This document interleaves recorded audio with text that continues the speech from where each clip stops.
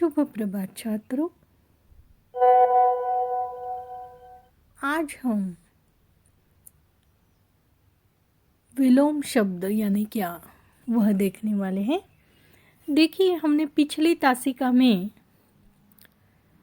समानार्थी शब्द यानी ही पर्यायवाची शब्दों के बारे में जानकारी ली थी और उनकी लिस्ट भी आपको भेजी गई थी। आपको उन्हें याद करने के लिए कहा गया था तथा उसकी लिस्ट बनाकर आपकी कॉपी में लिखने के लिए कहा गया था। तो देखिए, किसी शब्द का विपरीत या उल्टा अर्थ देने वाले शब्दों को विलोम शब्द कहा जाता है, जैसे सत्य, असत्य, ज्ञान, अज्ञान, नवीन, प्राचीन आदि। अतः विलोम का अर्थ है उल्टा या विरोधी अर्थ देने वाला, एक दूसरे के विपरीत या उल्टा अर्थ देने वाले शब्द को विलोम कहते हैं। तो किसी शब्द का विपरीत या उल्टा अर्थ देने वाले को विलोम कहते हैं, जैसे हमने यह देखा है। और यहाँ देखिए, नीचे विलोम शब्द के उदाहरण भी दिए गए हैं।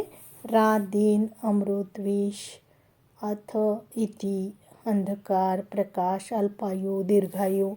इस प्रकार से ये लिस्ट है, इसे ध्यान से आपको पढ़ना है।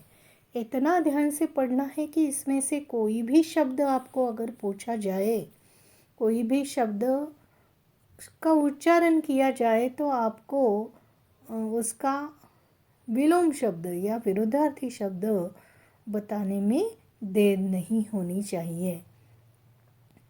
तो यहाँ पर ये लिस्ट जो है ये आपको ठीक से लिखकर अपने पास रखनी है, ताकि आपको बाद में जब भी कोई विलोम शब्द पूछा जाए तो उसे लिखने में दिक्कत न हो। और भी अंतर्जाल से आप कोई शब्द जो है उसका विलोम शब्द आपको पता नहीं है, तो उसे भी अंतर्जाल से यानी इंटरनेट पर आप उसे ढूंढ सकते हो। तो देखिए, विलोम शब्द लिखने की जो पद्धति है वह ज़्यादातर विलोम शब्द लिखते समय उसके आगे, जैसे अज्ञ, विज्ञ, अज्ञ के आगे फिर इस प्रकार का साइन होगा और फिर उसके आगे विज्ञ शब्द लिखा जाएगा। यहाँ पर डैश देते हुए लिखा गया है, लेकिन सही पद्धति इस प्रकार की है।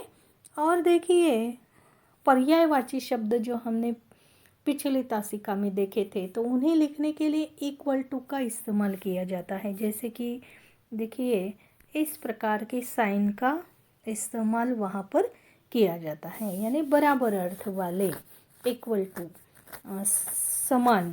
तो इस अर्थ से और ये साइन समानार्थी के लिए या पर्यायवाची के लिए, और ये साइन जो है वह विरुद्धार्थी के लिए इसका इस्तेमाल होता है। इन बातों को आपको ध्यान में रखना है, ठीक है। तो आप जल्द ही जल्द इसे पढ़ेंगे और अपनी कॉपी में लेकर फिर बताएंगे।